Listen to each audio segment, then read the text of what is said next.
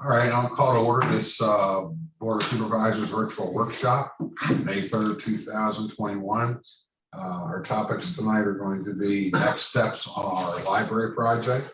And I'm Bill Starling, chair of the board. I think we'll go around the room and then we'll ask everybody online to give a quick introduction. Go ahead, Mark. Lori Higgins, supervisor.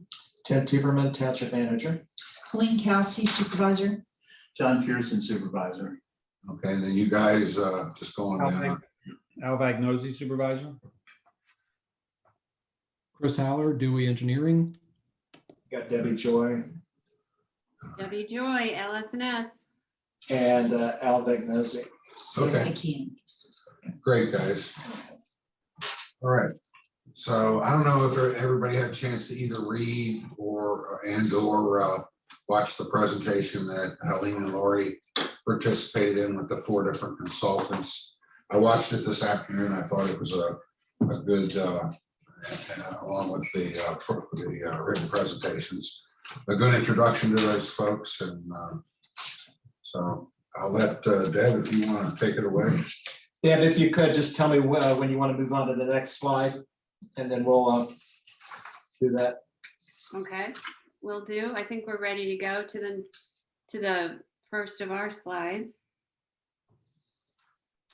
First item will be to update on staff interviews with capital campaign consultants on donor capacity analysis proposals. And Debbie, you're on. Okay, thank you. I misheard you, Bill, thanks. So Thursday, we got together with the 4 consultants, Schultz & Williams, CCS, Fairmont Ventures, and Aurora. The panel agreed that Schultz & Williams and Fairmont seem to meet the needs of the township the best. I sent along, and I believe that Tim shared all of the proposals. We did a summary. We did a very thorough rubric for how you might think about the proposals. So there's lots of background information available. We can move ahead, thanks. I will not take your time to walk through this summary, but some things about Schultz & Williams that we might want to consider are they are both national and based in Philadelphia. They have a very deep understanding of the philanthropic environment in the area. They've got library experience, so they've worked with the Free Library and all the libraries that you see listed. They did a nice job of balancing a detailed methodology in their proposal, along with how they would do a feasibility study and how they would actually implement a campaign. And then you can see the cost information to the right. We can move to the next slide. Fairmont Ventures was even more loquacious in their proposal. And they did a really nice job also of being very careful to articulate their steps in the readiness project or feasibility study and in implementing the campaign. So some things to think about with Fairmont Ventures are they are they're a smaller organization than Schultz & Williams. They're definitely more regional. They are also based in Philadelphia. They've got experience in the area. Point of information, they worked with Upper Dublin, where we toured and took a look at that library several months ago. So they also have experience in the library space. Their staff, their bench isn't quite as deep, perhaps, than Schultz & Williams. We can go to the next slide. One thing they did a very nice job of is articulating how they would manage and implement the capital campaign. So if you look through these steps right now, that helps us understand how they would actually execute on the campaign. Some of the consultants kind of treated that with less detail, and therefore their proposals were a little less easy to understand. So what are some factors that we can consider as we think about the consultants? Again, we sent a really detailed rubric. There's some very detailed summaries, but generally speaking, some points to consider are, do they understand what we're trying to accomplish? Do they understand that this is not a library that's part of an existing system. It doesn't have an existing database of donors. We're starting from scratch. Did they tell us very specifically what their deliverables are? What are we going to get for the money? Did they talk about their methodology? So as we just talked about, both Schultz and Williams and Fairmont did a nice job of stating their methodology and their timeline. And do they have the experience and the ability to do this project? And that can be a little bit of a gut feel. So how you feel about the people that you heard when you read through the proposal. What did you think of the language that they used? Did they communicate effectively? Because that's what they're going to be doing to potential donors. So if they can communicate effectively in a proposal, then it's more likely they can do that with donors. I did notice a bit of, there was some kind of syntax stuff in a couple of the proposals that I thought as a writer and editor, I wouldn't be comfortable with that going out to potential donors. Did the consultants demonstrate responsiveness? So, and that's something that I've had the benefit personally of kind of experiencing. So I've called them, experienced who calls back quickly, who is flexible, who's willing to listen. And most importantly, are they willing to innovate a little bit? Because that's what we're doing in this library. It's an innovative project. Can they innovate along with us? And then finally, of course, cost matters. So what does the cost look like as compared to the competition? We can move ahead. We, after Thursday evening, Todd and I spoke, and we were talking and thinking about how can we help the township move this forward in the way that's most effective. And so I spoke with representatives from Schultz and Williams, from CCS, and with Fairmont Ventures all on Friday.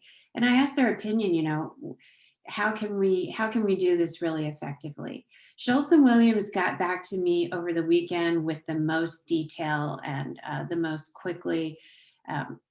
And we talked about, could we modify the approach from the proposals that you guys have seen?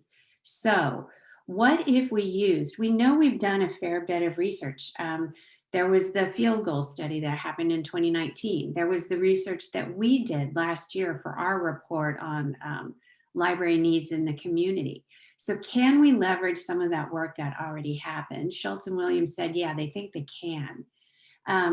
So a modified approach would include a campaign planning study, but they would use some existing due diligence, and that results in a pared down internal readiness phase, i.e. a pared down feasibility study phase. So if we did it that way, they were able to get the cost down from, I think it was 65 to 51.5, and to push back the timeline of their portion of the work until about September of 2021. So that is something to pause and think about. And I want to flesh that out a little bit on the next slide. So how would we do that? We talked at length, and those of you who weren't there on Thursday probably heard it in the recording. We talked a lot about how do we organize this nonprofit. We know we've got to establish and stand up a nonprofit entity. In order to do that, we need a slate of officers, we need a mission statement, and the organization needs to be incorporated. And so as you saw and heard from the fundraising consultants, we need to identify and onboard some top leaders, thought leaders, business leaders, community leaders, people who are well connected, people who might have some resources themselves and have a strong network who could lead this organization and also help us lead the capital campaign. So an option for that is LS&S, us, could work with the township solicitor or our own legal counsel to get that nonprofit registered with the IRS. That's important. We need to get started on that. And also register with the Pennsylvania Bureau of Corporations and Charitable Organizations. So to get that done, our cost would be about $25,000. And we'd start doing that immediately between now and August of 2021. So that's, I want to stop there and describe that just a tiny bit more. That's almost a partnership between LS&S and Schultz and Williams. So it drives down the cost of Schultz and Williams. We're able to help the township get going on establishing the nonprofit. And we do that work in the summer. Schultz and Williams comes in September, and they're ready to rock and roll with the feasibility study. Debbie, can I ask you, when you say it drives down the cost of S&W, how much would it take it down 25,000 from, you already said it went down from 60 to 55.1 because They they're are using some of at- the studies. So they are at $66,000, Helene, just for the feasibility study. So basically, to say it more simply, instead of Schultz and Williams working with the township to get this board for the capital campaign and the nonprofit organization, we would help you guys do that. We would work with staff to do that. That's the 25,000 cost she's got up there for. Right, so that's for our time. Corporation and Right, setting up yeah, the I get that, foundation. but I want to see where it offsets in S&W's costs. So they're at 66 and they go down to 51.5. But that's not a $25,000 savings. It is not.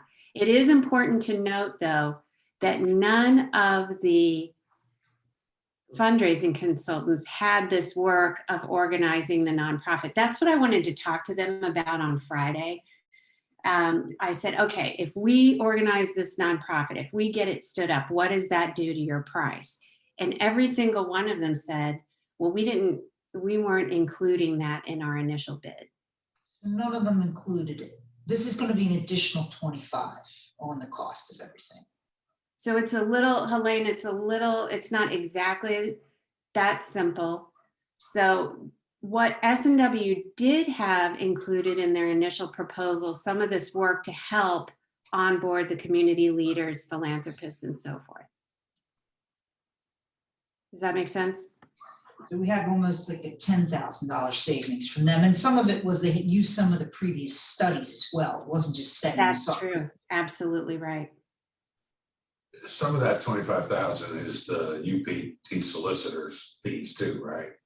That is not. That is our fee. Oh, That's Um, LS fee, okay, He's on That's a, he's our on fee a retainer. okay, no, I'm fine. Well, that's a good question. That's- Like, what is all this cost? I just want to understand, okay, gotcha. Does Debbie, are you that done? make sense? Any other questions around that? No, and I like the idea of using our own solicitor to do this work, so.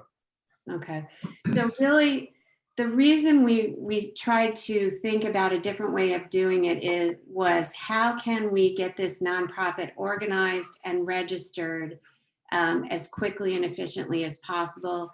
It takes the burden off of staff, it takes the burden off of the board, and we're kind of saying, hey, we'll help out and make sure this gets done. So in this modified approach, what does Schultz and Williams do? They launched their campaign planning study and in this model, the bulk of the library construction costs we think might come from philanthropic support. So under this model, under this option, and that's kind of what we've been talking about to date, is let's find out how much capacity we think the community has to help fund the construction of a library. And so under this model, we're kind of making the assumption that a fair bit of that cost could come from philanthropic support. So Schultz and Williams is going to use that existing due diligence. We talked about that. Pared down internal readiness phase. We talked about that. We talked about how the reduced cost of the campaign planning study would be $51.5 and September through December of 2021. Debbie, So I have a we question. can, I have a question, sorry. sure. So you're saying, when I look at that bullet, that S&W believes that they can raise enough money to pay a significant portion of the construction? Not necessarily, Al. So where did that come, where's that come from then? That is so this phase, a campaign planning study helps identify what the capacity of the community is. And so this study, the reason we're doing this study is find out what is the capacity of the community. And it's our hope, or it's our thought, I think maybe bulk that might be a word choice issue, but we're saying, okay, could a fair bit of the construction costs come from philanthropic support? That's a question. That is a question. That is not a statement, and it's not an assumption. Okay. Yeah, but it's something to drive towards. I like that. That's, I think that's the whole reason of this doing this capacity study. 'Cause- Well, yeah, but you know, part of this is we would they would raise funds, but simultaneous, we need to make sure we have funds to cover anything that we do if we choose to do that, meaning build one. And because we can't we can't rely on philanthropic donations and have our library, half built. So I would think that we would have to start this and have a goal for them, but also put vehicles in place, bonds or whatever, to pay for it. And whatever they can raise, they can offset bonds or refund the bond or whatever. So is that possible? We could do something like that? yeah, I don't disagree with that. I have a quick question, Debbie. The work with the UPT solicitor and your legal counsel, all the bullets there, registered charitable organization, registered nonprofit. It's about 25,000 of your costs. We're not, and of course our solicitor's on a retainer, but it's going to take his time. And if he's doing that, he's not doing other things. I just want to be clear. Let's just say we go down that road, and in a hypothetical world, we end up not doing the library. Are those bullets still something we can use since we have nothing now? So in other words, if we set it up, it still could be usable for something else. I want to make sure that $25,000 is truly going to be used if we move forward. And we go all the way down the road and we say, oh, the library there is doable, or who knows what. I want to make sure that that $25,000 isn't just. I understand. So I think, Helene, what we get for the $25,000, and that covers our time and work on this project. So what we get for that investment is an organization. And I think I would have to ask the solicitor. I believe then if it doesn't become, and I've got more slides, so there's more to come in this for tonight. And I want to make sure we have an opportunity to go through it. But so yes, there is an organization that's registered with the IRS, that's registered with the state of Pennsylvania, that exists in support of, let's call it, projects in the township. And then additionally, at the end of the $25,000, we have the names, and we've reached out to and communicated with community leaders, and we found out, would you be willing to participate as a volunteer? Would you be willing to be an officer of this nonprofit organization? Would you be willing to support the capital campaign as a volunteer? So that structure and those relationships would be built. Yeah, I think that, yeah, we would be making a commitment at this point to go library at some point in the future. And then, at the tail end of this, if we decide we can't do it right away, but I think that this would still be feasible, usable into the future. But it's just a matter of what we can support when. But once we set up a foundation, I think at that point we're committed to build a library at some point in the future. And that's another slide, because I asked her, I said, what's the difference between a 501 and a foundation? And Yeah. Are you going to get into that, Debbie? Yeah, so let's advance the slides.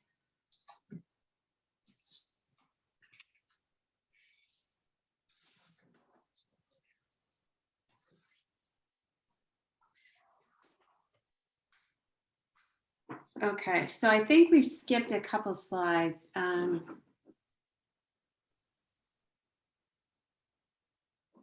think we're skipping some. Okay, we can start from here. So, and I want to circle back to what Al said before we move on. It's really important. All of the fundraising consultants as we had those conversations, agree that, you know, a lot of the support for the library is going to come from municipal funding sources. So I don't think anybody was making the assumption that fundraising alone can build the structure. So the next thing we wanted to talk about is creating that entity and structure and moving forward with capital campaign planning. So let's forward the slides.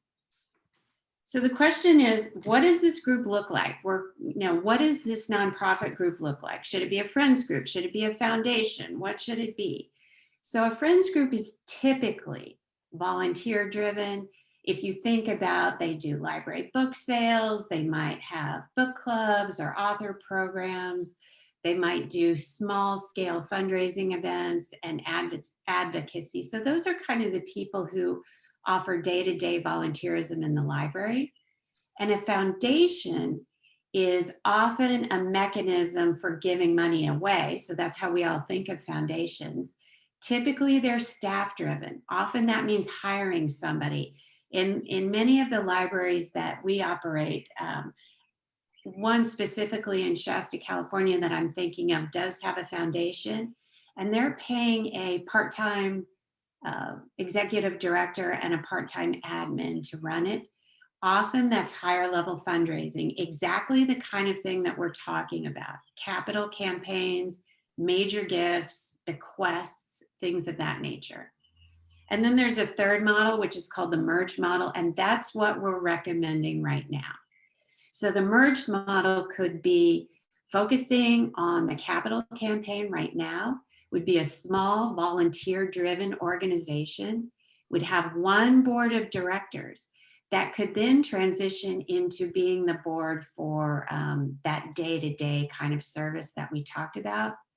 Way simpler than having two organizations, simpler for taxes and paperwork. And as I said just a second ago, it can do both things. It can support the campaign and ongoing operation. So let's advance. So I am calling it, just for our purposes, and certainly this name could be changed, but instead of Library Friends or Library Foundation, what if we think about it right now as the UPT Library Association? So that's the merged model. It is driven by volunteers. We are not talking about hiring staff. The people who are involved, we would recommend a balance of movers and shakers in the community, some of the people that we talked about a few minutes ago, high net worth individuals, and also community volunteers, people who want to give of their time and their knowledge. And it's a nice blend of the passion and energy of a friends group, because we don't want to miss out on that. That community passion, talking to friends and neighbors is really important. And it also kind of brings that business acumen and higher level fundraising of the foundation. The committee officers, I want to stress this. The officers for the capital campaign can, if they'd like, transition to be the UPT Library Association board members after the campaign. So they might be longer term volunteers. If they just want to volunteer for the capital campaign and be done, that's cool too. Then we can restaff the board. So we can move forward. Now, Al, this is for everyone in the meeting, this is a different idea, a different way of approaching this project that we thought about, and we wanted to bring it to your attention as an option.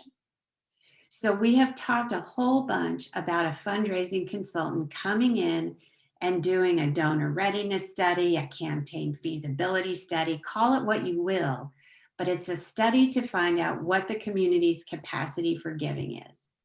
So as we talked to some of the consultants over the weekend, we said, hey, what if the township decides to set a very moderate campaign goal and fund most of the project municipally? What would that look like? Do you still need to do this feasibility study?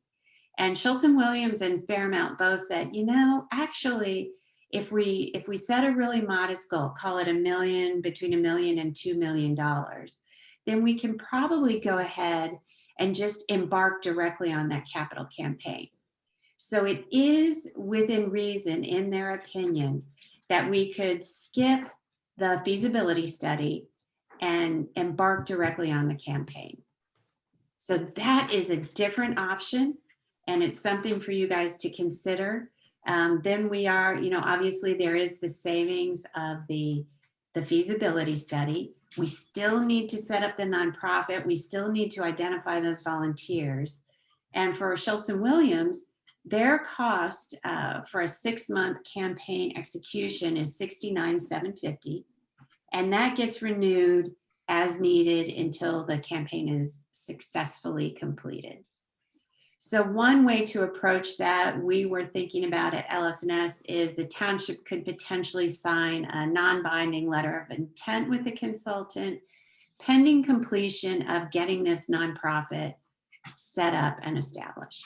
So that's different. That's something that we hadn't talked about before, but it's an option and we wanted to bring it to your attention. Debbie, I have a question on that feasibility study. Are we kind of in a potential catch 22 because we really don't know whether we can raise 2 million or 10 million? Isn't the feasibility study designed to give us some idea on what that capacity is? So if you don't do the feasibility study, are you kind of going into the process a little blind? That's a general question. That's a possibility. So I think, when you start talking about not doing the feasibility study, then we're starting to rely on the consultant's experience and opinion a little bit. We're getting out of that area of data. But Schultz and Williams and Fairmont kind of felt like, yeah, based on my experience, I think that's reasonable. But you're absolutely right, Tim. It does. It does take out the data and whatever certainty could come from a feasibility study. But is there really certainty in a feasibility study either? Exactly. That's why we kind of started down this thought process.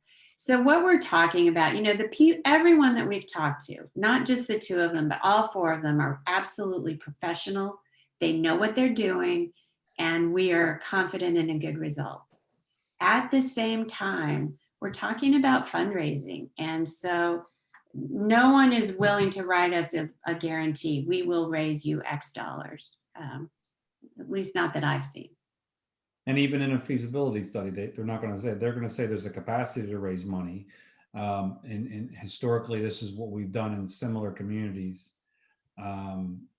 This capital campaign only is, we know we can raise it, set a goal, and we keep renewing it. And then every year we can have a capital campaign, or every couple of years we can have a capital campaign for operating or pay off the debt or whatever. And if they're successful and they know what they're doing, they'll be effective, and we'll know how, and then we'll at least get something. So if we did it this way that I see in the slide, we would cut out that 55-1 That is correct. cost. And you'd still have the 25 from you, our solicitor, and the 29,750 to go directly into the campaign plan and the execution. I have a quick question. The donor feasibility study, that's the very beginning, first step. I guess to me, like, how would you know who you're targeting if you skip out that part? Or do you feel like they know enough that they could just get together a donor list like they did? That was some of the comments that they said, that we didn't even have a list of donors in the township, and we didn't have a nonprofit set up, and like we kicked off every one of these guys. We're like, we're at ground zero. So considering that, how would they go right into the campaign planning if they don't even have a donor list or haven't even done that type of study? I think they would have to rely on the work that we would do, and everyone, all 4 consultants said the same thing, which is they would start with the board and with staff and say, okay, give me a list of who you think are the people that we should start with and who we should start to talk about this project with. So that's where it's all going to start, is we have to start generating a list somewhere, and it starts, the way I was hearing them, it starts with the board and with staff. And then we take that list and we start to build out on it as we make phone calls, do interviews. You know, who else do you think potential donor might be interested in volunteering for such a project? The second thing that fundraising consultants have, and I believe that I think we need to confirm, but I think Schultz and Williams and Fairmont have access, is donor screening databases. So just like there are databases for all kinds of marketing in the world, there are databases with individuals' names, how much money they have donated, and who they've donated to. So that exists. And so they would pull up the zip codes in the township and take a look at people who are inclined to be philanthropic. We need to confirm that, because honestly, I'm working off memory right now about who mentioned the database. That would be important. I mean, yeah. It's in the proposals. Yeah.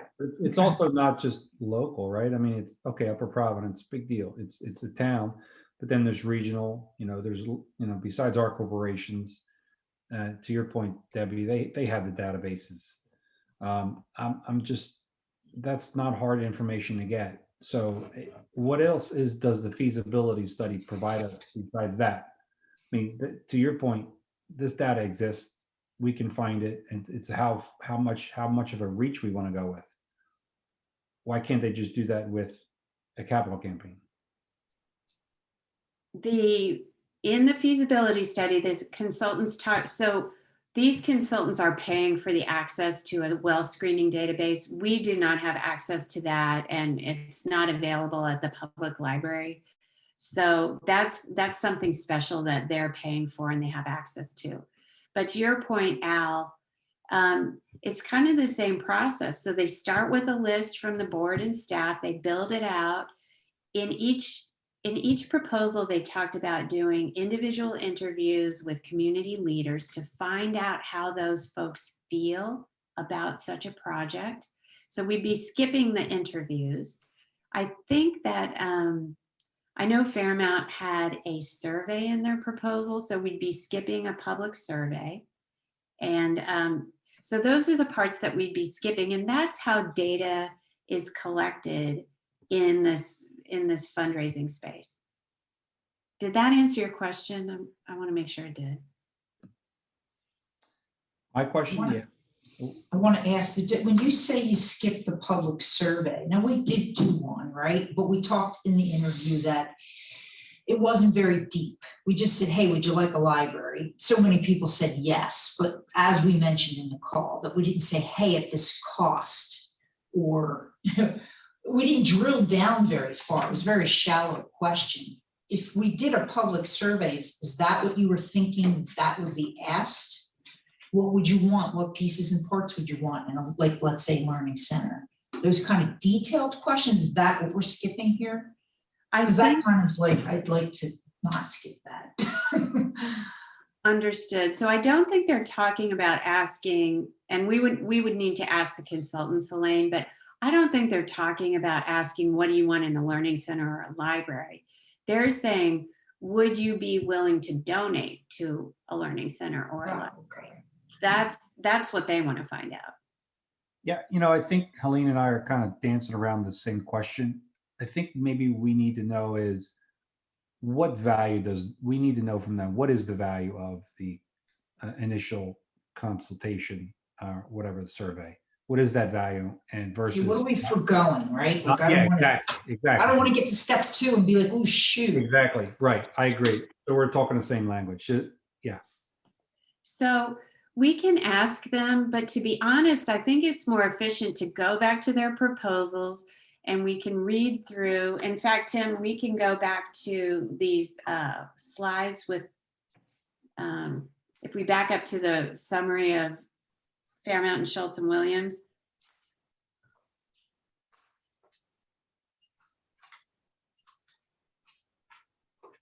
Okay, one more. Okay, so here's what Fairmont's going to do in their study, 1 through 16, bam.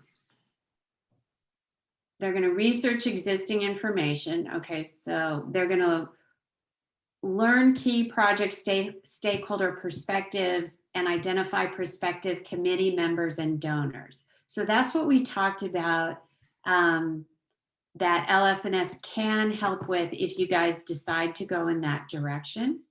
And so learn key project stakeholder perspectives is jargon for do a survey and do interviews.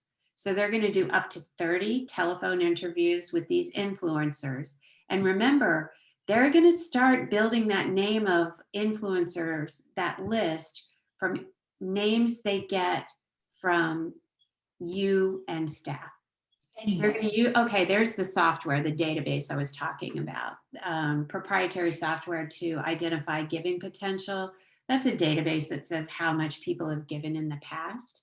So they're going to look up to 50 names is what they're saying. They'll develop and circulate a survey to public and business. They'll do 2 focus groups. So they'll take the results of their survey. And this is what, you know, we do the same thing when we do our library work. We take the results of the survey. We say, okay, it looks like approximately X% of the people would be willing to donate. And then they expand on that in a focus group, in 2 in this case. Okay, who else in Upper Providence is doing similar work?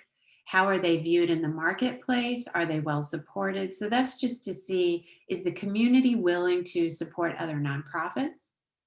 Synthesize and present findings. Take all that data, think about it, analyze it, and put it into a deck to walk through with you.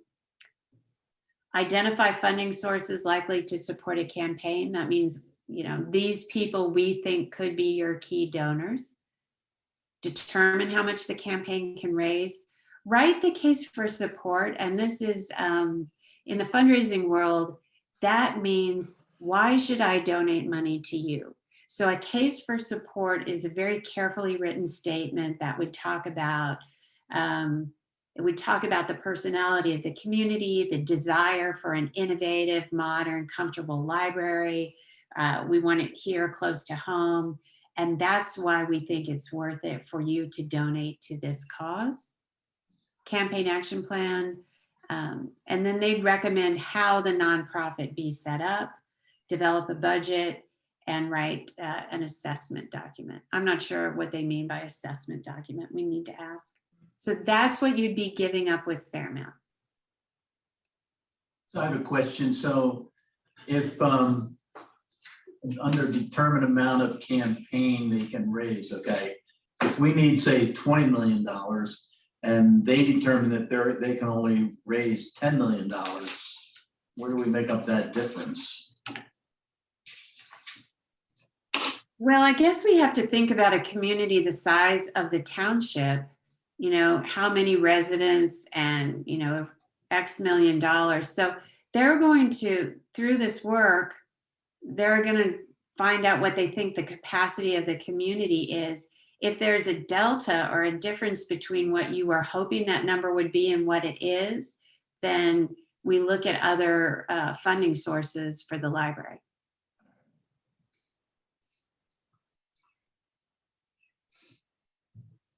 Does that answer your question? Yeah.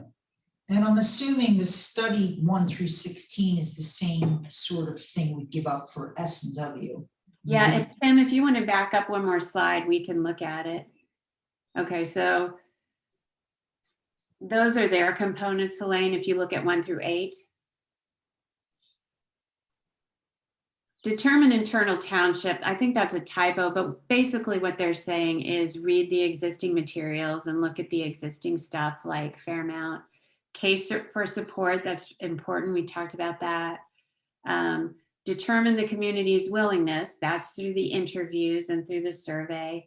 Identify the people, establish the capacity, timeline, budget, roles and responsibilities of volunteers. So they talked about job descriptions a little bit. And then similar to Fairmont, outline leadership structure and identify candidates.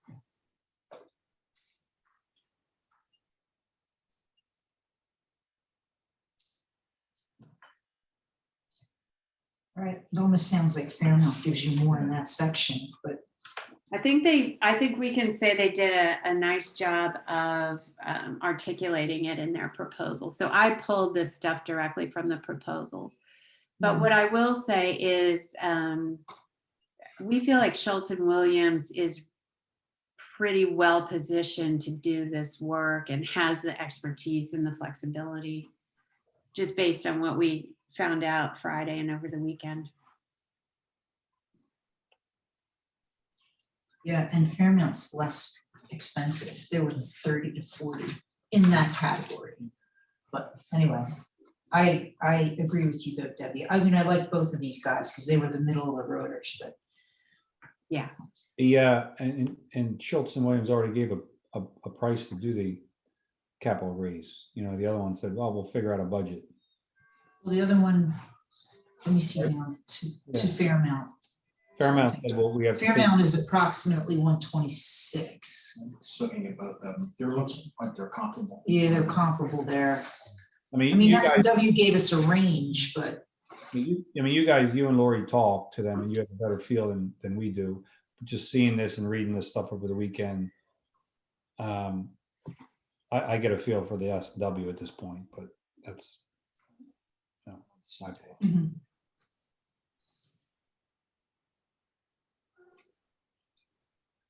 could we think about that model then, Debbie? This slide 16? Well, Trying to see. where we would embark directly to Debbie, where did we last stop? 16. Yeah, I think to Helene's point, if we start there, I mean, what is a realistic number? Maybe they can help us. I mean, we don't want to sit there and go, okay, we want to raise 5 million when, you know, and behind the scenes are saying these people are nuts. So we would want, So we can talk something We from can them. talk about that right now. And Tim, if we go, yeah, exactly. There we go. So when we talked about this option of going straight to capital campaign, that is for a smaller campaign goal. So the idea of that kind of campaign is to build excitement in the community, to demonstrate buy-in. So we're talking in the $1 to $2 million range. I think if we get any larger than that, the consultants would agree that, yeah, you really need to do that study first. So to set a campaign goal of $5 million without having done the study, I don't think they would advise that. Yeah, we would never get to the top of the thermometer with the red paint. The paint Right. would not go. Or we don't know. Right. We just wouldn't No, know. we may not. You know, it's almost hard to know what we're saying no to because we don't know what we could get to. So like maybe we can get to 5 million. It seems unrealistic, Answer your question, I can't answer. right? Like, so we're saying, nah, let's shoot for 1 to 2 million and just cut our costs. But it almost could be penny, you know, wise, pound foolish or something. You know what I mean? And isn't that the idea we're trying to get to a more definitive schematic phase where people, when they're, you can at least have something visual that they can donate to. I think, isn't that part of the 3D model that I think we're trying to put together? I know Chris Holler's on the call. We'll get to that at some point. But yeah, that's right, Tim. Part of what the architect would be providing is the rendering, the modeling, the virtual reality images, those kinds of things that you could use to really sell the project for fundraising. Yeah, you know, look, right now we're asking an architect to give us We didn't like pick a is. design yet. We didn't pick a design. You know, Okay. Should keep you offering like several different concepts. We already have. Go ahead, Al. I missed your question. No, I was waiting. I don't want to talk over anybody. I hear somebody in there. I mean, we have the architects, just like Chris said, they're going to give us information. It'll help make decisions. It'll have all variables. And if we go right to a fundraising, we may be going in a little bit blind. So, I agree with that. so if we do the assessment, we'll be much better informed. Just like we have an architect that will better inform us of what we can do. So I've waffled here, but I think maybe we should do that, in my opinion. But to do, yeah, and you know, that's just a certain way to look at it, like, yeah, we can have our top goal be 2 million, Yeah. but maybe we could make more, That's right? that's what- Right. that's coming out. It is, but like to spend another 50,000, we might make another million or two. Exactly, It's exactly.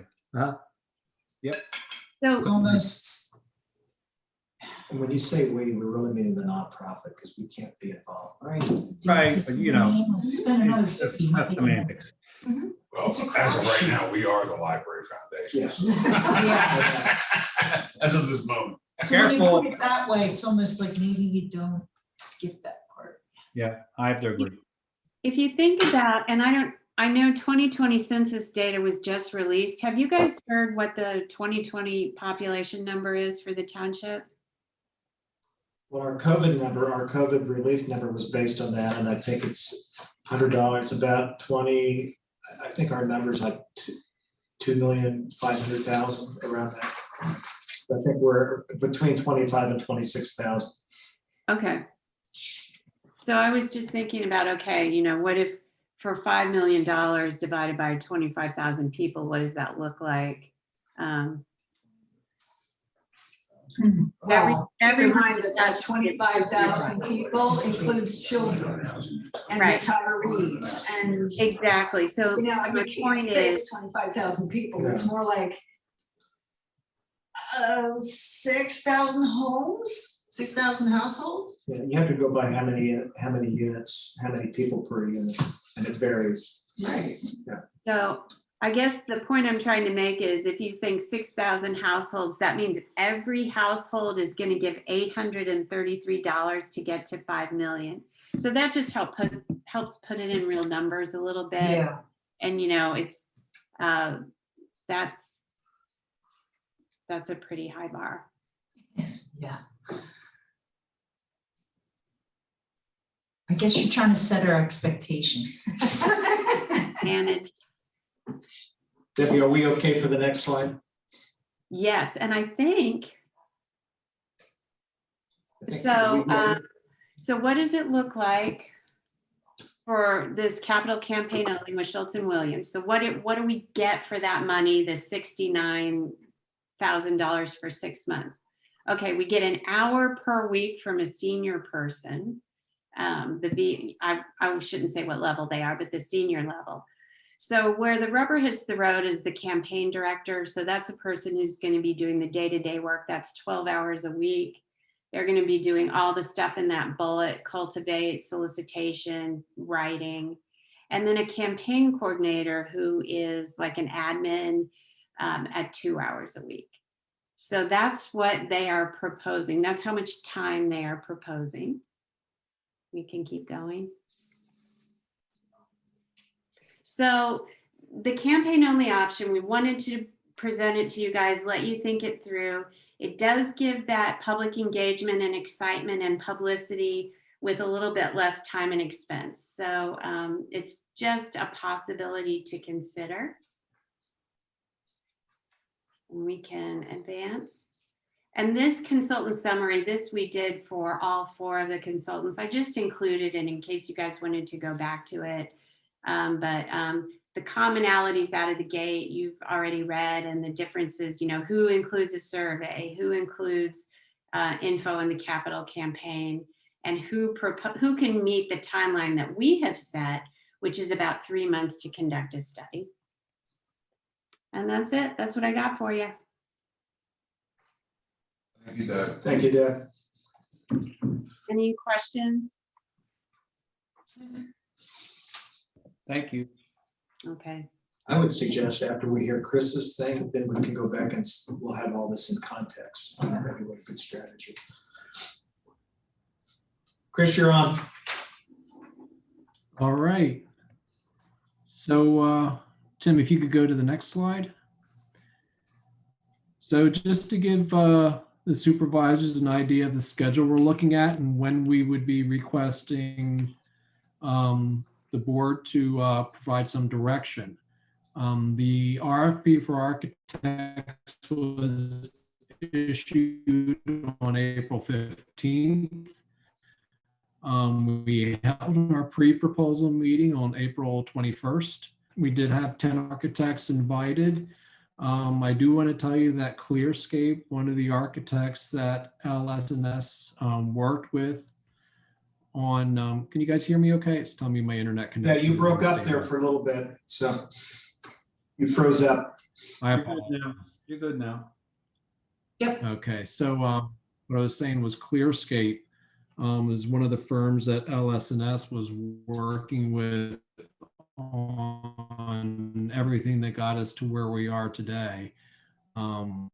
They're out of, I realized that the township was looking for more of a local presence.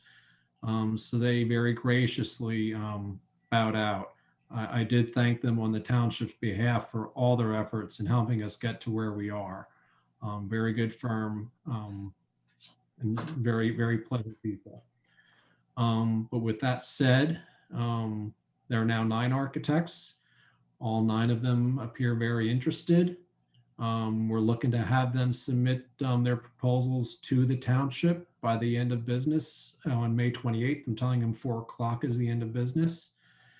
Then we're looking to have the township come up with a short list of architects to actually interview. And I'll get into that with some suggestions on how we could go about getting to that point.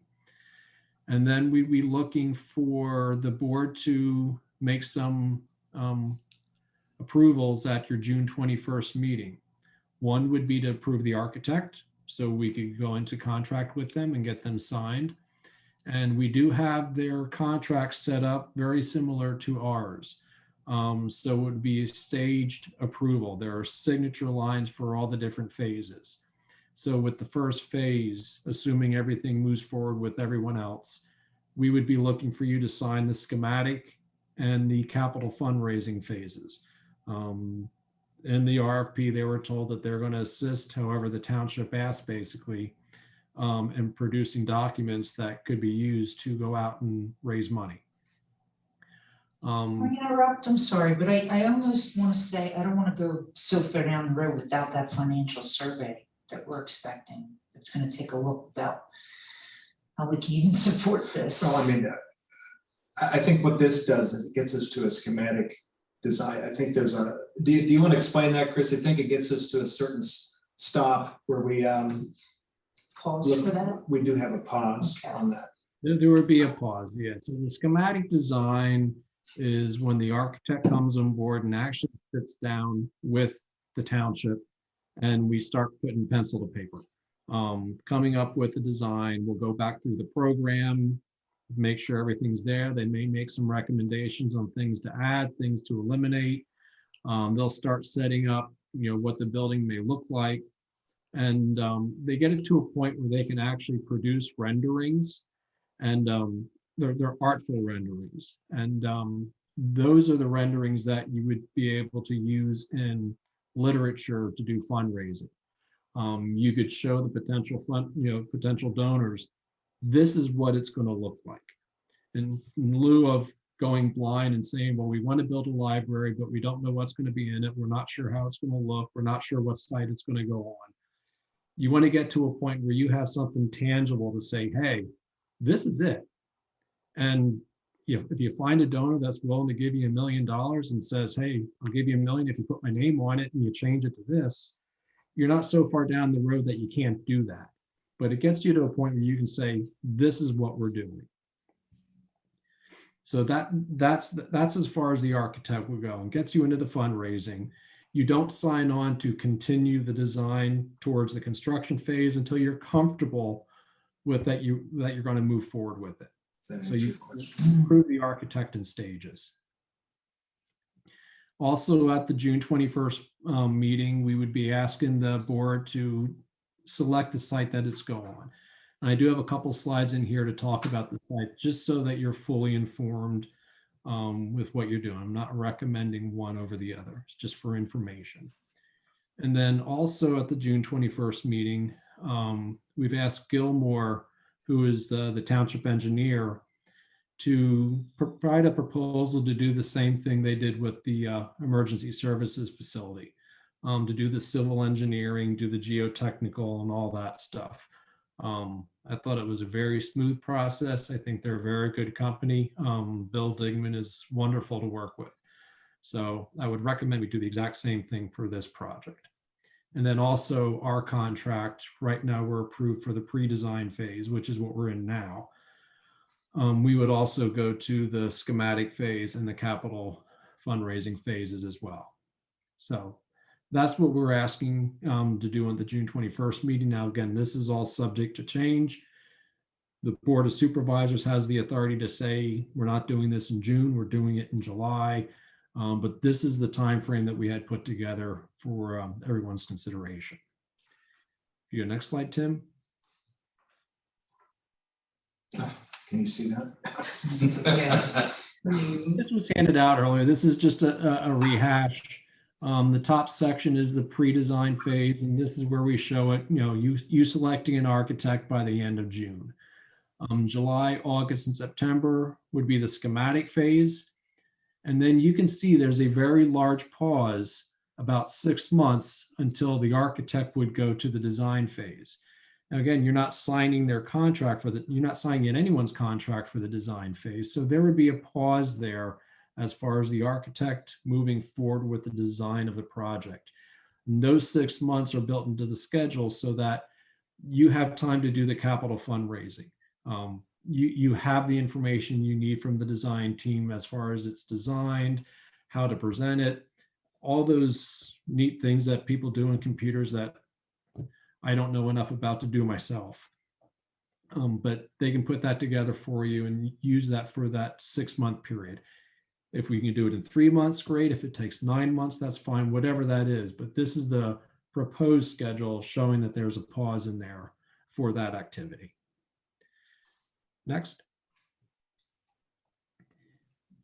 Now, I did talk about the sites here. Now we have 2 sites that we're looking at. We call it site option 1 and site option 2. No reason why 1 is 1 and 2 is 2, other than that's what I named them. So site 1 is adjacent to the new emergency services building. And there's about 12.5 acres available on that site.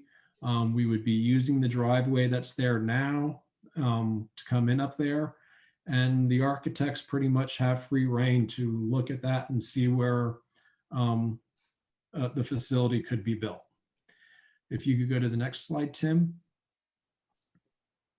Site 2 was the ball fields over next to the public works area. Now there are 2 ball fields there, and I asked Gilmore to provide the acreage that's available there. So the first site, which is closest to public works, is about 2.25 acres, I believe. And the ball field just to the left of that is about 2.5 acres. This is public So- works right here. Altogether, there's about 5 acres there between the 2 ball fields. I don't know if what you want to build with the building and the outside facilities associated with that building will fit on the 1 ball field. So with this slide option, there might be a possibility where you could be losing 2 ball fields in the playground versus just 1 ball field and repositioning the playground. If we're able to do it in on the ball field to the right, Tim, if you could go to the next slide.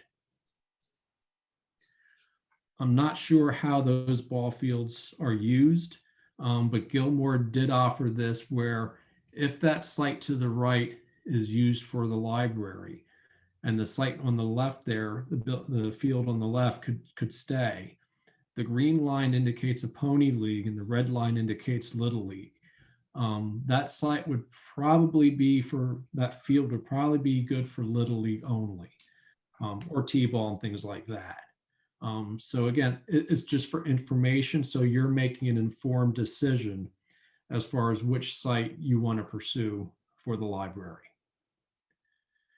If you go to the next slide, Tim.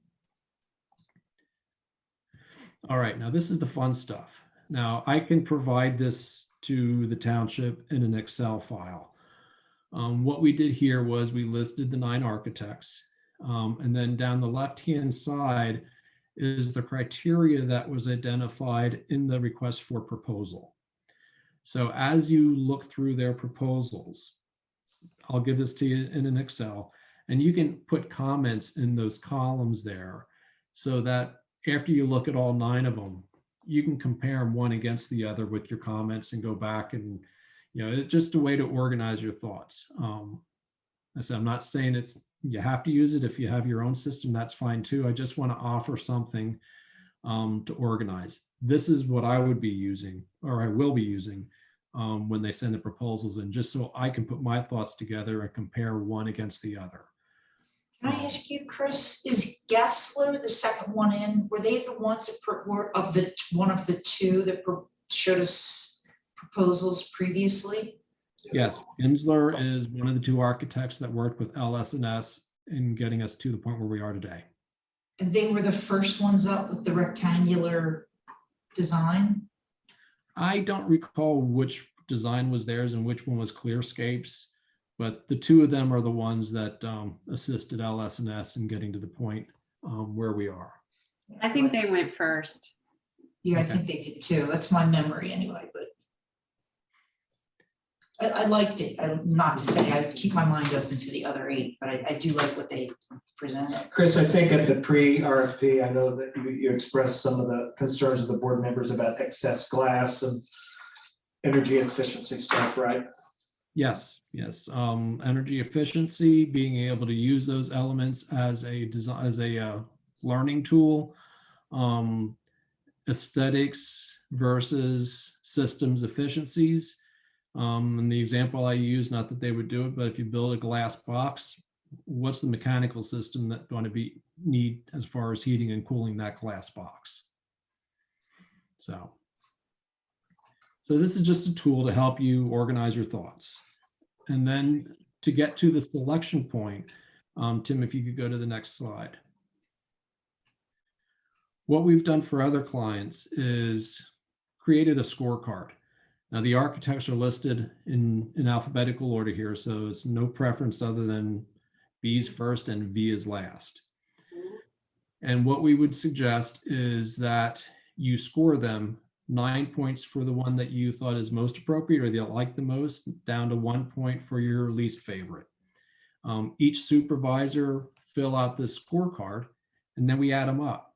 And the 3 architects or 4 architects or however many you decide to interview, the ones with the highest scores are the ones that you interview.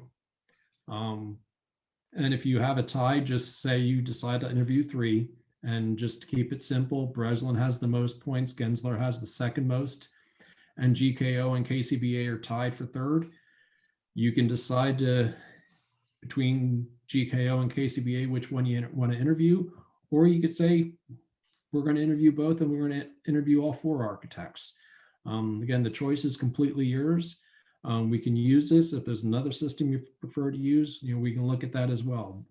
We just thought this is a good way for all 5 supervisors to put their thoughts down, list how they like them, and then, strategically say, okay, the ones with the most points, those are the ones we're going to look at, because I think those are the ones that, as a group, the ones that the supervisors will be most satisfied with. Chris, when we first look at the 9, are they going to each give us layouts and designs, and then we go to say which 3 do we interview, or do we spare them that? What do we see in the first step? Their proposals are going to have designs in them and some Okay, renderings of gotcha. elevations.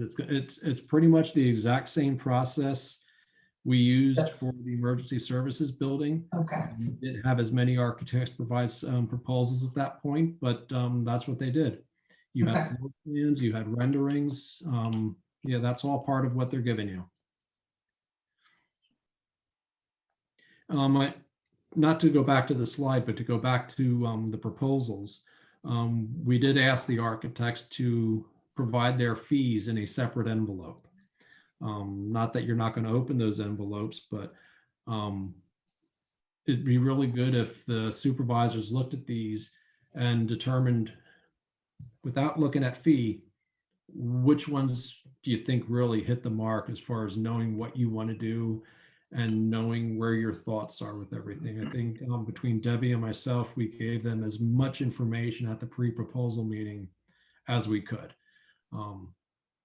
gave a few things away just because we know how important it is to the township. You list those, then you look at the fees, and okay, if your favorite is the highest fee, okay, that architect doesn't have my 9 anymore. That architect has my 5 or something. So you'll have the fees and everything in advance, but it's be good to look at what these architects provide as far as what their designs are and their concepts and their understanding of what you're looking for and what they can bring to the table for you, and then look at what the fee is for that. So that is this. And Tim, I don't know if there's another slide. This one might be the last one. The Yep, that was- related business, we're not making, this isn't decision making, this is more discussion. So again, I can provide all that to you in Excel format. So it's something that you can fill in as you look at these if you so choose to. I think it's a good tool, and it's a way where I think you're going to see 2 or 3 of them are really going to jump off the sheet once you start putting things side by side with them. The good news for you is I think this is going to be a difficult task. One of the architects I'm currently working with at another project, and he came to the pre-proposal meeting and he said, you have 9 really good architects in there. Any one of those architects is capable of providing the township exactly what they want. Do I they think get a fee for that, for doing this upfront No. work? No, No? Trying to keep the costs.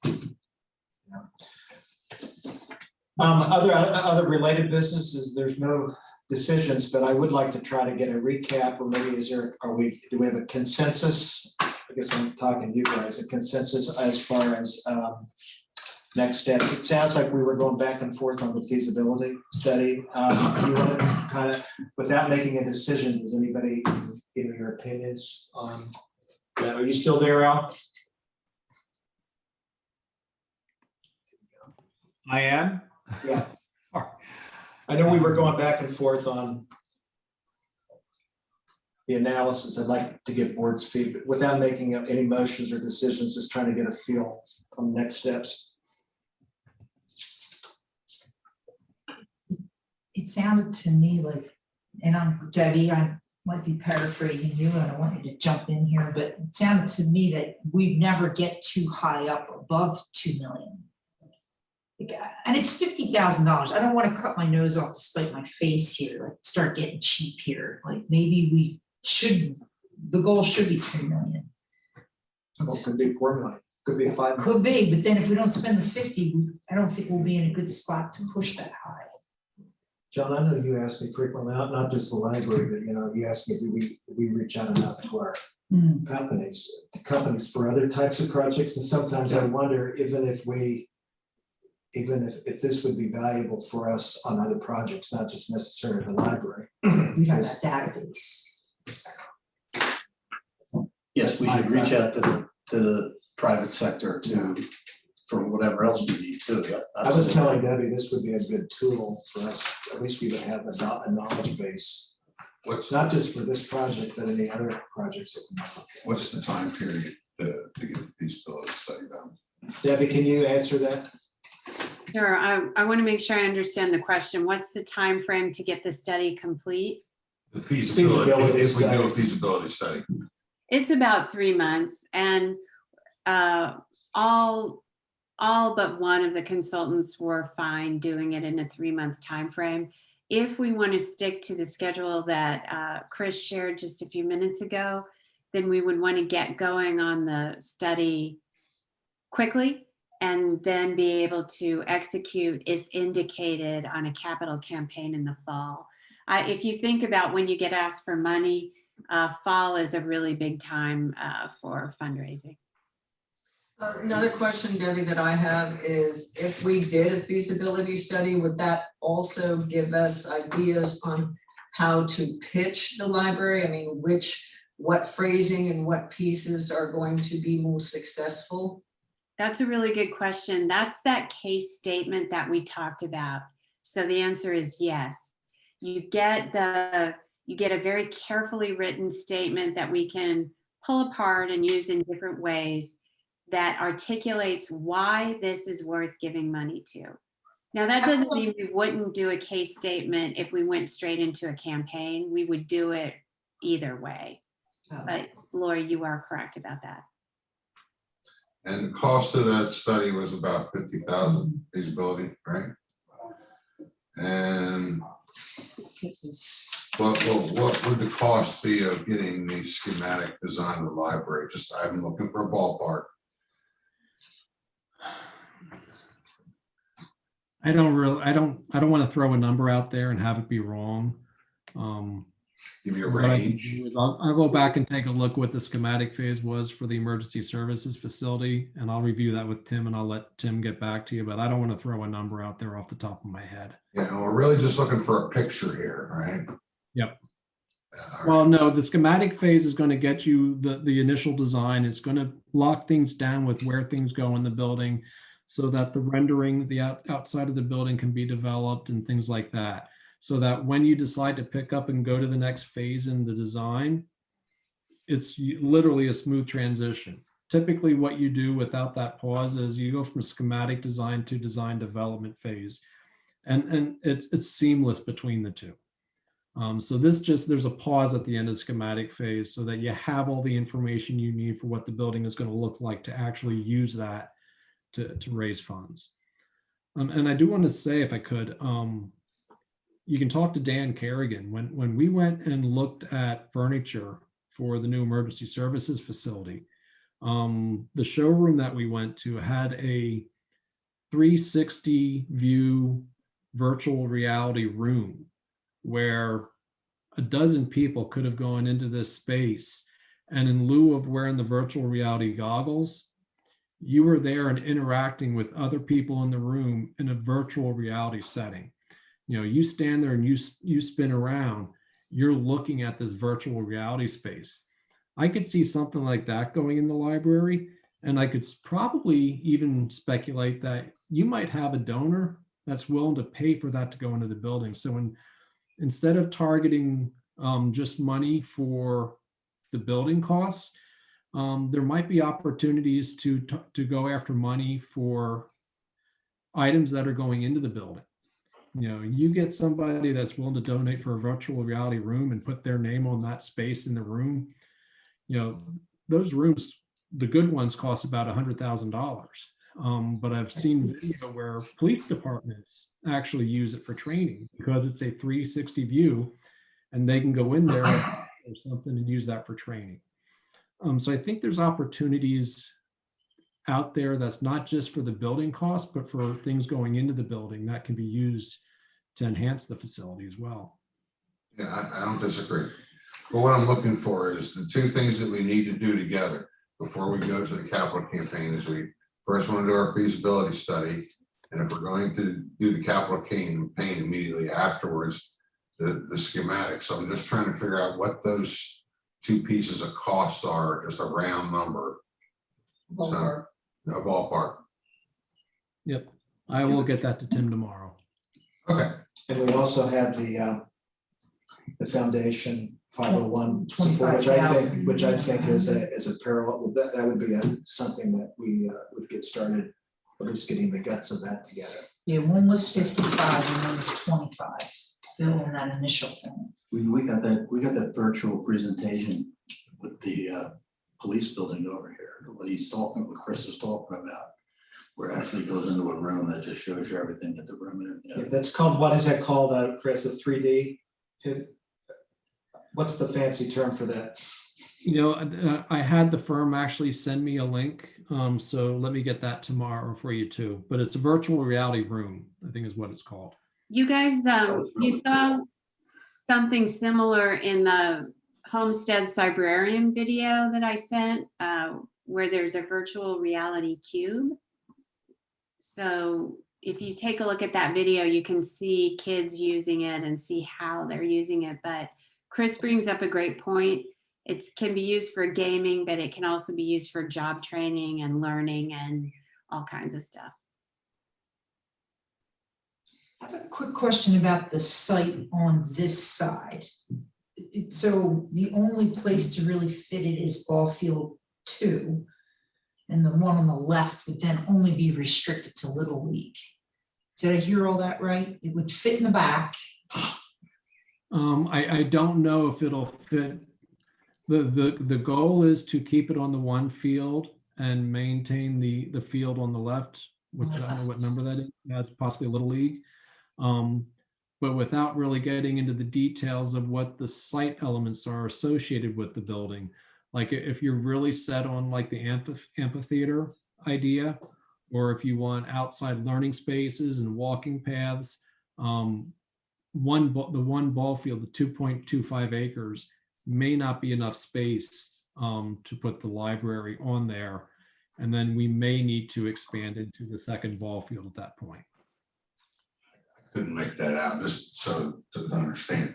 We're talking about the ball fields over here. So as we look out the front door off to the It's right right. across from the main parking Yes. lot. With Just that not- old, just so there's you an know, old little playground on the side there, right? Yes. and when we did that parking lot, we already lost a ball field. Yeah, So we're looking at maybe losing one or two more. Yeah, I think, and especially, we talked this afternoon about marrying the new playground to the library, the new all abilities playground. I think that's a good idea. And so I think, yeah, it's gonna take out both those fields, and that will be fine. We'll put those over on the other side of the road, or if we may not need them at all. I don't know how much we lease those out. That'll be up to Sue to determine. But, you know, while we were sitting here talking, Lori sent something from strongtowns.org, and we are talking about, we're trying to dip our toe in the water now, and now we're almost to the ankle. And one of the things I liked on here is that, the first filter was all about, how much money will this make you, this project? It's not going to make us any money. So we dropped to the second filter, which is if the project is critical, important, or so unique that it justifies raising taxes on entire communities to support it. So you have to ask yourself yes or no to that question. Now, how much we have to raise taxes, I don't know. We may not have to raise any, depending on how, what kind of bond we can float. But that is the question to ask. Is it that important? Understanding this is a free library. We're not going to make any money off this. There's going to be no profit here. Okay? So, is it that? I think it is. I mean, I personally think it is an important project. I think it's a community transforming project, frankly. And just so you know, Sue Hoffman's not here, but she's gotten, there's the counterpoint where is trying to make her operations revenue neutral. And I've tried to tell her, I know that would be helpful to get a unified policy message from the board on that, because I think we've always tried to get those to be revenue neutral, but in the end of the day, it's a public service. We started out though with the situation of the fitness center at the recreation center, which is an individual membership and individual benefit that not everybody in the township will necessarily ever have a chance to use. And we also have tremendous commercial competition in that sector. There's no really any commercial competition in the library sector, unless you're going to buy every book you ever read or reference for the rest of your life. Okay, so we just simply said the taxpayer shouldn't be subsidizing individuals. They have solved that problem tremendously. It's all solved. And in fact, I think are we making a profit down there I now? wouldn't go that far. But we are not. Let's say we're not hemorrhaging. Okay, but we're not subsidizing those individuals' memberships It's anymore. costing us $100,000 less, right? Less, Right. right. And the building itself is open to everyone, just That's why we the rebranded. small fitness component. But this is, and that's the way I believe public property, public works should be. We're doing it for the public, and then we're going to build this library. We're going to offer it to everyone for free. And that question you posed about, that question's a very good one, and that's why you guys are, it's a value judgment that you guys need to make and try to discern what the residents like. I think we kind of got some of that from the survey. But that's really, I think as you get this nonprofit together and you get more stakeholders, you'll probably get more information, I would think, on that, because right now it's hearsay. And there's a lot of gaps still in my mind. We don't have the final cost at the tail end you're trying to dig down to. I appreciate it. We really don't know how much we can raise. We don't know how much we get from the state. Like, we didn't even really talk about that. Right. How much can we get grants from the state? And I'm hoping that that's part of the donor fund. So there's a lot of open questions, and it's sort of like just doing a faith leap at some point, right? Like, Right. Because I don't want to go, it would be hard for me to ask somebody to give us some money to this foundation with, we're thinking about, we might, so No, we have at to some have point, we have to commit Yeah. that we want a library in the township. We have to be And- committed. Right, and so at some point, we will have to go step off the edge. We're getting And closer. want everything. All the We're way getting up to our- closer to the edge, we're not quite there yet. No, and for me, getting that study, the financial study. And just so you know, I didn't Yeah. want to be evasive on that. I'm meeting with you at the end tomorrow. That's also another trifecta parallel that we're working on. And that's probably going to get done probably around in the fall. So, Oh, in the fall? well, we'll have a good portion probably in September or October. So, I think the feasibility study is worth doing for $50,000. I I agree think with so that. too. I Don't, think- Al, do you agree, John? Doing that feasibility study, I mean, it's almost like having a two-legged stool. No decisions, Come on. just give me your consensus. Right. We're just getting a consensus on that, and I just feel like it would give us more information. That'll probably be the last study too. From that point forward, it'll be a capital campaign. And then it'll be, schematics and. Well, we at that got the point, we will- facility and we also got the 501 group, so Right. I think that needs to. I'll tell you right now, I have my wheelhouse when it comes to that stuff, so I'm sure. Sure. And what you were talking about was a grant study in the fall to see what we think we can secure in grants. Is that what you meant? And that's the PFM study. Oh, the PFM. Yeah, the PFM study, Yeah. we and probably- that's essential. And I put Debbie in touch with being, because they're gonna be wanting to look at operating costs and all that stuff to put in. And It's all gonna be that's put in one also- big cauldron. and That's then the we'll- PFM, right? Yeah. And then we get to stir the cauldron. No more stirring. And I'll be giving you one of these matrices where you can rank 1, 2, 3, 4. Chris, I wanted to go back, I think personally, and we're not supposed to make decisions, but I think take up the 2 ball fields. I think, what could you put on 2 acres when you have 12 over on the other side? I think to be fair to this side, I think we should consider both ball fields to just use that space. I don't want it to be cramped. Space for Well, ball fields. No, for the library. It's a 25,000 square foot library that we're talking about. That's a quarter of an acre. Excuse me, a half an acre. Well, an acre, And 42,000, how many is an acre? What's an acre? an acre is right around 43,000 square feet, so it's a little over half, but And if you go two you know, story, that's, what's the other 2 acres needed for? Parking? What, Chris? Tell me that. Playground.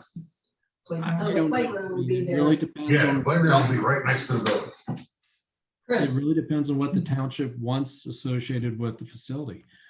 Is there an amphitheater? I know that was in some of the renderings early on with Ginsler and Clearscape. What outside learning spaces are desired?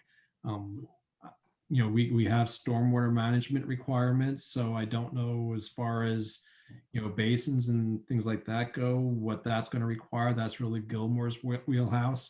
I want to make sure we don't commit to just 2.25 acres because this is I agree. 25,000 square foot building. Yeah. okay, I just wanted to get clear that the building we're talking about is 25,000 square feet, but we're also talking about these other things that are outside the actual building and therefore take up more room. And then there's going to be an additional parking lot, is that right? Well, I believe early on, Brian looked at the park and said that some additional parking may be needed for the township ordinance. I'm not sure on that. I'll have to take Brian's word for it, but we're not talking another 100 parking spaces. I think he was talking maybe 20 or 30 spaces. Okay, Until so, you really have a design of what the site and the building is going to look like, I just want to make sure, like you said, we don't try to squeeze it into that 2.26 acres. Don't squeeze it. sure. I just wanted to know what else was included because, like I said, in my mind, the building is 25,000 square feet, but you're saying the amphitheater and other outside activities would take up more room. So I just wanted to get my mind around what exactly we're talking about and how much space it needs. Yep. Yeah, Ted Sue was talking about, if you recall, that. The all it's over- abilities it's- playground. It's closer to the skate park. Mhm. And then, look, the firehouse side, 12 acres, we have plenty of room. We have a more serene setting that's probably the busiest part of 422 between right there. That's where most of our traffic accidents are, between Collegeville and Limerick.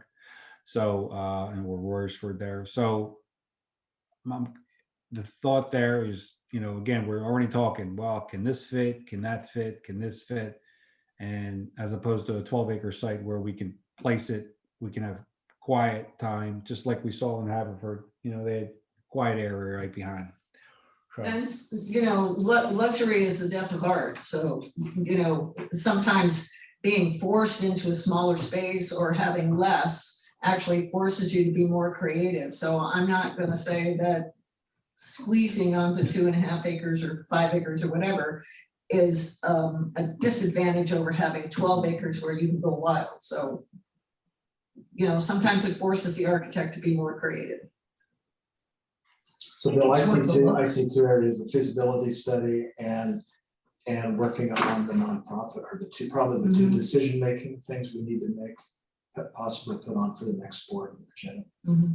There's really nothing earth-shatteringly important on this, but we could.